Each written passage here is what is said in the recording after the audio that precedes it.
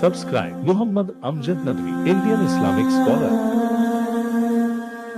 من الشيطان الرجيم بسم الله الرحمن الرحيم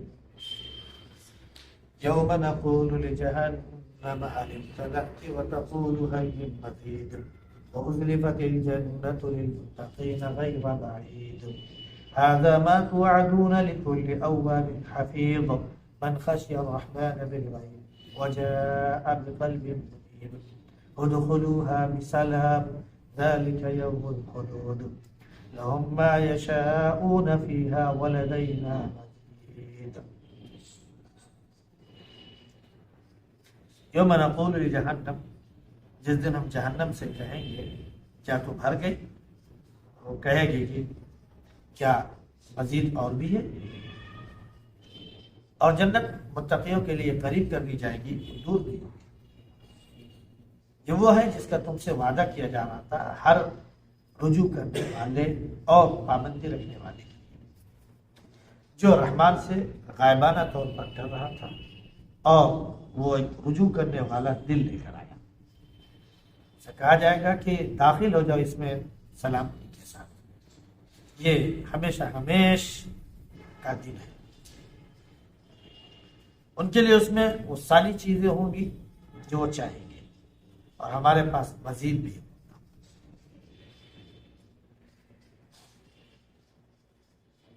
گزشتہ آیات میں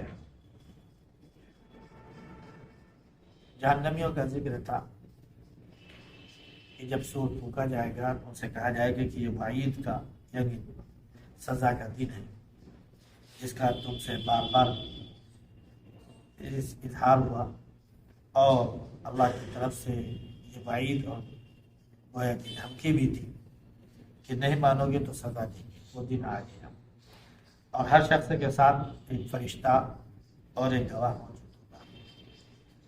اللہ فرمائے گا کہ دیکھو یہ دن ہے جس سے تم غفلت میں پڑے ہوئے تھے، آج ہم تمہاری آنکھیں کھول دے رہے ہیں، تو آج تمہاری آنکھ تیز ہو جائے گی، تم دیکھ لو وہ چیزیں جو تم کو دکھائی نہیں پائیں گی. ایک فرشتہ کہے گا کہ اس کا سارا کچا چٹا ہمارے پاس تیار ہے. پھر حکم ہوگا فرشتوں سے کہ اس کو جہنم میں ڈال دو.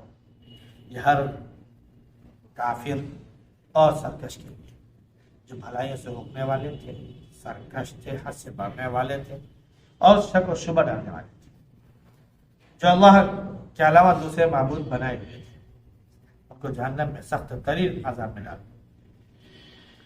ان کا دوست یعنی شیطان کہے گا پروردگار میں نے ان کے اوپر سرکشی نہیں کی، ان کو میں نے زبردستی نہیں بہکایا، بلکہ خود گمراہی میں پڑ. اللہ فرمائے گا تمہیں لڑنے کی ضرورت نہیں میرے پاس، میں نے تمہارے لیے پہلے ہی وعید بھیج دی تھی، اور جو بات ہم نے کہہ دی تھی اس میں کوئی تبدیلی نہیں، اور میں بندوں کو ظلم بھی نہیں کرتا.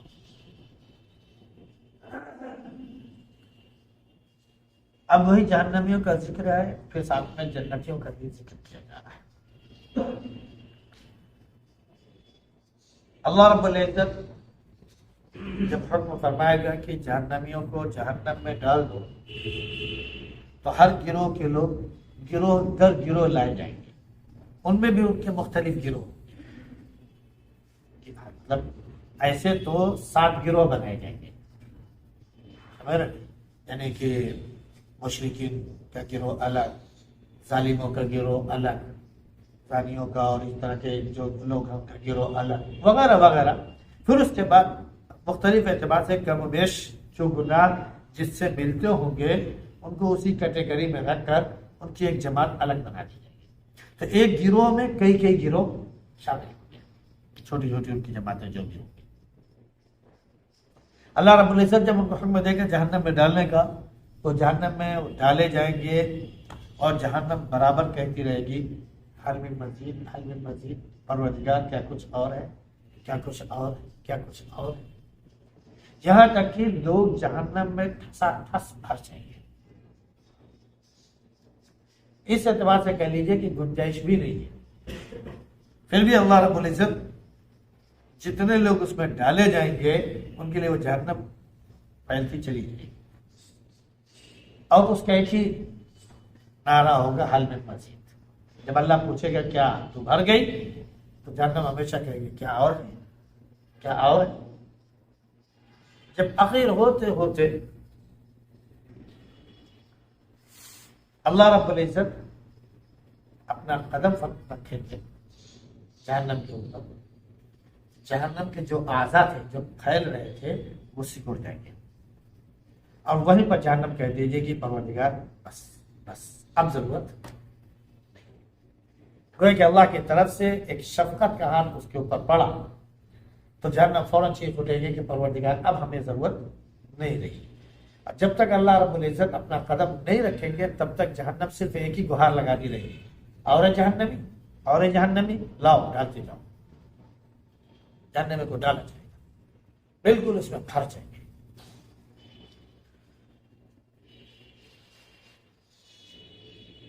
ایک جگہ اللہ رب العزت نے ارشاد فرمایا کہ لَأَمْلَأَنَّ جَهَنَّمَ مِنَ الْجِنَّةِ وَالنَّاسِ أَجْمَعِينَ، ہم جناتوں اور انسانوں سے جہنم کو بھر دیں گے۔ یہ اسی طرح اشارہ ہے کہ جہنم جب تک بھر نہیں جائے گی، جہنم کا پیٹ جب تک بھر نہیں جائے گا، جہنم صرف ایک گہار لگاتی رہے گی، حل میں مزید کیا اور ہے کیا اور ہے، گویا کہ آخر میں جہنم میں جگہ نہیں رہے گی۔ اور جنت کا معاملہ یہ ہے کہ یہ متقیوں سے بالکل قریب رہتی ہے۔ ایک تو فی نفسی جنت قریب ہوگی، پھر جنت جس جنت میں بھی جائے گا اس کی ساری جنت اپنی قریب ہوگی۔ حالانکہ جنت اتنی بڑی ہوگی، جو سب سے ادنا درجے کا مومن ہوگا، اور سب سے ادنا درجے کا مومن کون؟ جو جہنم سے سب سے اخیر میں نکالا جائے گا اپنے گناہوں کی وجہ سے، وہ سب سے ادنا جو ہے ایمان والا ہے، اس کی جنت اس دنیا سے 10 گنی بڑی۔ جنت میں جگہ ہی جگہ ہوگی، جنت بھرے گی نہیں۔ اب آپ کی جنت اگر اس دنیا سے 10 گنی بڑی ہے تو رکھی بات ہے کہ وہ آپ کی جنت تو نہیں، وہ صرف ان کی جنت ہے۔ آپ کی جنت اتنی بڑی الگ ہوگی، آپ کی جنت اتنی بڑی الگ ہوگی، تو جب ایک آدمی کی اس دنیا سے 10 گنا بڑی جنت مل رہی ہے تو فطری بات ہے کہ جنت تو بھرے گی نہیں، تو خالی خالی نہیں۔ اب اتنی دور کا سفر ہم اپنے ملک میں ایک کونے سے دوسرے کونے جانا چاہیں آج کے جہاز سے، تب بھی 2-4 گھنٹے تو لگ ہی جاتے ہیں، 6 گھنٹے لگ جاتے ہیں اپنے ہی ملک میں صرف سفر کرنے سے، اور پوری دنیا کے برابر اگر سفر کرنا چاہیں تو 24 گھنٹے سے زیادہ لگ جائیں گے۔ لیکن جنت کا معاملہ کیا ہے؟ جب 10 گنا سے زیادہ مطلب کم از کم بڑی ہوگی، اس کا معاملہ یہ ہے کہ انسان صرف ارادہ کرے گا کہ ہم کو فلاں جگہ پہنچنا ہے، پلک جھپکتے پہنچے گا، وہاں کوئی گاڑی سواری نہیں ہوگی، آپ کو خود پر ملیں گے، آپ اپنے پر سے اڑ کر جائیں گے۔ جیسے آپ دیکھتے ہیں کہ باغ میں ایک پیڑ سے دوسرے پیڑ پر پرندے جب اڑ کر جاتے ہیں تو کتنی دیر لگتی، ادھر اڑے ادھر بیٹھے، آپ اپنی پوری جنت کی مسافت ادھر آپ نے اڑان بھری ادھر آپ پہنچ گئے، ہر چیز قریب ہوگی۔ جو پھل آپ کو دور نظر آ رہا ہے، آپ نے ارادہ کیا کہ یہ پھل ہم کھانا چاہتے ہیں، تو اس کے لیے آپ کو سیڑھی کی، آپ باقاعدہ اس پر چڑھنے کی آپ کو ضرورت نہیں ہے۔ آپ کے دل میں لَهُ مَا يَشَاءُونَ فِيهَا، دل میں جو چیز پیدا ہوئی وہی پھل آپ کے بالکل قریب آ جائے گا، کوئی چیز دور نہیں ہوگی، ہر چیز آپ کے بالکل قریب۔ جنت قریب، جنت کی تمام اشیاء آپ سے قریب، اور وہ دور نہیں ہے۔ اب اس میں بھی مزید یہ کہ آپ یہاں پر بیٹھے ہوئے ہیں، آپ نے کہا کہ یہ ہمیں کل آپ سے ملاقات کرنی ہے، دل میں آیا کہ ہمارے فلاں ساتھی جو ہے جو ہمارے ساتھ مسجد میں بیٹھا کرتے تھے، چلیے آج ان سے ملاقات کر کے آئیں۔ آپ کے دل میں ارادہ ہوا، اللہ رب العزت گویا کہ آپ کے لیے انتظام فرمائے گا، آپ اپنی جنت سے ان کی جنت میں آپ پہنچ جائیں گے، پلک جھپکتے دیر نہیں لگے گی، دیر بالکل نہیں لگے گی، آپ پلک جھپکتے پہنچیں گے۔ اب وہ کہ سارے جنتی ایک دوسرے کو دیکھیں گے بھی، اور قریب بھی ہوں گے اور دور بھی ہوں گے۔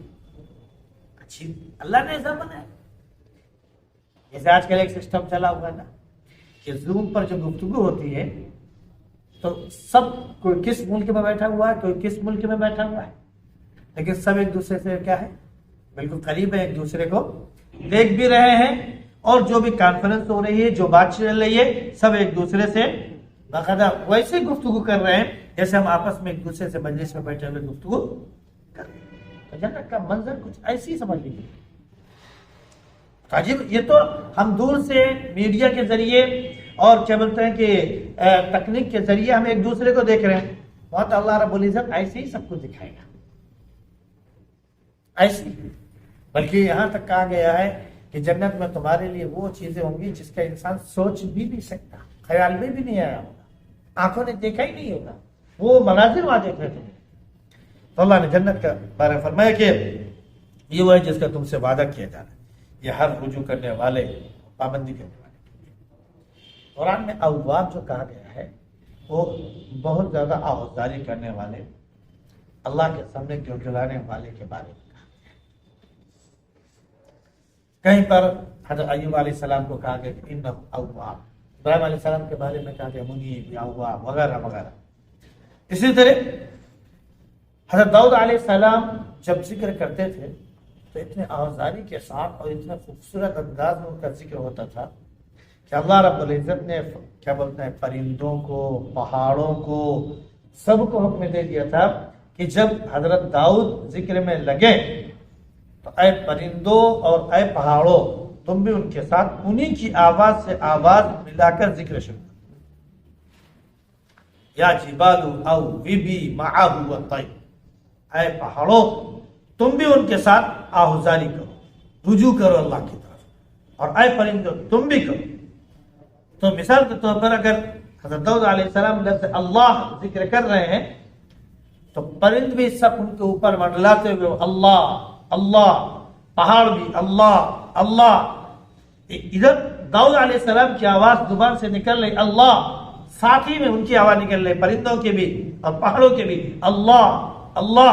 وہ ایک ایسا خوشنما منظر ہوتا تھا کہ جو بھی اس ذکر کو سنتا تھا تو جھوم، تو گویا کہ جھوم جھوم کا جو ایک ذکر ہے آوازداری کے ساتھ، اسے کہتے ہیں اللہ۔ اور پھر پابندی کرنے والے، یہ وہ لوگ ہوں گے جو رحمان سے ڈرتے ہیں اور غائبانہ طور پر ڈرتے ہیں، جہاں وہ طاقت ہے، قدرت والا ہے، وہ جانتا ہے، دیکھتا ہے۔ یہ لوگ ہیں جو رجوع کرنے والا دل ساتھ لے کر آئیں، تو ان سے کہا جائے گا جنت میں داخل ہو جاؤ سلامتی کے ساتھ، یہ تمہارے لیے ہمیشہ ہمیشہ باقی رہنے والے دن ہیں۔ اب تم کو جنت سے نکالا نہیں جائے گا، اور یہ دن کبھی تمہارے ختم نہیں ہوگے، اس میں جو کچھ بھی وہ چاہیں گے سب کچھ ہوگا۔ اس کے بعد اللہ نے فرمایا کہ وَلَدَيْنَا مَزِيدٌ، جو کچھ انسان چاہے گا وہ ملے گا، پھر اس کے بعد اللہ کی طرف سے مزید جو کچھ ملے گا وہ ہے جو نہ آنکھوں نے دیکھا، نہ ذہن میں آیا، نہ دل میں اس کا کبھی خیال گزرا۔ تینوں باتیں، پھر اللہ کی طرف سے وہ انعام ملے گا جو مزید ہوگا۔ اس آدمی ہوتا ہے نا کہ کوئی بہت اچھا کام کرتا ہے تو اس کو اس کی مزدوری دے دی جاتی ہے، اس کے بعد اس کو مزید انعام دے دیا جاتا ہے۔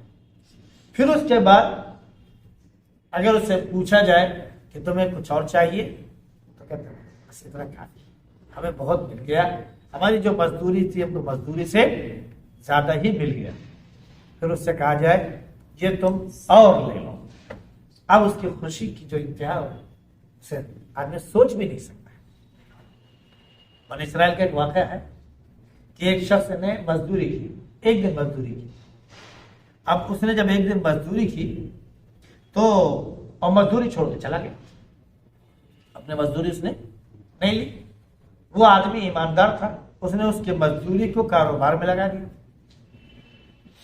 اس کی مزدوری سے 1 بکری، 2 بکری، 3 بکری، سینکڑوں بکریاں بن گئی، سینکڑوں گائیں بن گئی، سینکڑوں کیا بولتے ہیں کہ بھیڑیں تیار ہو گئی، سینکڑوں جو ہے اس کے اور بھی غلام تیار ہو گئے۔ یعنی اتنا ہو گیا کہ وہ ہزاروں کی تعداد میں۔ بہت دنوں بعد وہ ڈرتے ہوئے آیا اور اپنے مالک سے کہا کہ ہم نے تمہارے یہاں ایک دن مزدوری کی تھی اور سب نے مزدوری لی تھی، ہم جلدی میں تھے، مزدوری لی نہیں اور چلے گئے تھے، اے اللہ کے بندے ہماری مزدوری۔ تو آدمی کیا کہتا ہے، یہ جتنا نظر آ رہا تمہیں، یہ جتنا تمہیں دکھائی پڑ رہا ہے اس سے تو تمہاری مزدوری یہ لے جاؤ. کہتا کہ آپ کیا مذاق کر رہے ہیں؟ ایک دن کی مزدوری آنا، ایک آنا دو آنا مشکل سے بن رہی ہے، اور آپ مجھے کہہ رہے ہو کہ یہ سارے بکریاں، بھیڑ، گائے، بھینس، فلانا نما کا یہ سارے مویشی اور یہ یہاں جو سینکڑوں غلام نظر آ رہے ہیں اور یہ ساری چیزیں جو ہے سب تمہارے. اب کیا ہم سے مذاق کر رہے ہیں؟ مذاق نہ کیجیے، ہمیں صرف ہماری مزدوری لے دیجیے. میں تجھ سے مذاق نہیں کرتا، یہ جتنا ہے سب تیرا ہے، تیری مزدوری ہے، میں نے تیری مزدوری کاروبار میں لگا دی تو اس سے یہ اتنا بڑا ہوا ہے، سب تیرا ہے، تو لے جا. اب آپ اندازہ کر سکتے ہیں اس کی خوشی کا کیا اندازہ، اس کی خوشی کے کیا. ایک بڑھیا آئی حضرت زبیر بن عوام کے پاس، کچھ ہم کو دے دیجیے. انہوں نے 1000 دینار اور سینکڑوں بکریاں دے دی. اچھا تم فلاں کے پاس چلے. فلاں گئے، انہوں نے اتنا دیا، اتنی بکریاں دی. کہا کہ ایسا ہے تم نواسے رسول سیدنا حسین کے پاس چلے گئے. وہاں گئے تو انہوں نے دگنا تگنا دے دیا. اب اس کے پاس 400-500 بکریاں جو ایک مزدوری مطلب ایک آنے کے محتاج تھی اور 4000 دینار اس کے ہاتھ میں. خوشی خوشی چلی جا رہی تھی. لوگوں نے پوچھا کیسے، کہاں سے آئے، کیسے ملا؟ پتا کہ جس کا نواسا اتنا ہاتھ پھیلائے ہوئے ہے، کھلا ہاتھ رکھتا ہے کہ اس سے جتنا مانگا جائے اس سے زیادہ دیتا ہے، اس کا نانا کتنا زیادہ سخی رہا ہوگا. جس کا نواسا اتنا سخی ہے اس کا نانا کتنا سخی رہا ہوگا. نبی کریم صلی اللہ علیہ وسلم کے بارے میں آتا ہے کہ آپ کی دریا دلی اور آپ کی سخاوت بارش کی. حاتم تائی جو بہت سخاوت میں مشہور تھا کہ ایک آدمی کے لیے پورا اونٹ وہ ذبح کر دیا کرتا تھا کہ میرا مہمان پتہ نہیں کس جگہ کا گوشت پسند کرتا ہے، پورا اونٹ ایک آدمی کے لیے ذبح کر دیا کرتا تھا. گھر میں کیا اس کی پرواہ نہیں ہوتی تھی، مہمان نوازی میں سب کچھ قربان کر دیتا تھا. بہت سخی تھا، کوئی کبھی اس کے ہاتھ سے خالی نہیں گیا. جب اس کے بیٹے سے اس کی پھوپھی نے کہا میں نے تمہارے بھائی بابا کے بارے میں، ابا کے بارے میں بہت سنا ہے، دیکھا ہے، میں ان کی بہن ہوں، لیکن سچ بتا رہی ہوں تمہیں کہ میں نے ایک شخص کو عرب میں دیکھا ہے. تمہارے والد حاتم تائی کیا سخی ہوں گے، میں ان کی جو سخاوت دیکھی ہے وہ بارش کی مانند دیکھی. بیٹا آتا ہے اسلام قبول کرتا ہے، بیٹا آتا ہے اسلام قبول کرتا ہے. تو اللہ رب العزت جو ہے آخرت میں جو عطا فرمائیں گے لہم ما یشاؤون فیہا ولدینا مزید، کہ جو انسان چاہے گا وہ تو ملے گا ہی، ولدینا مزید، جو مزید اللہ دے گا اس کے امتحان نہیں، اس کا کوئی ٹھکانہ نہیں، اس کے کرم کا کوئی ٹھکانہ نہیں. بس اللہ رب العزت ہم سب پر اپنا کرم اور جنت میں بلا حساب داخل. سبحان اللہ، سبحانک اللہم وبحمدک، ونشہد ان لا الہ الا انت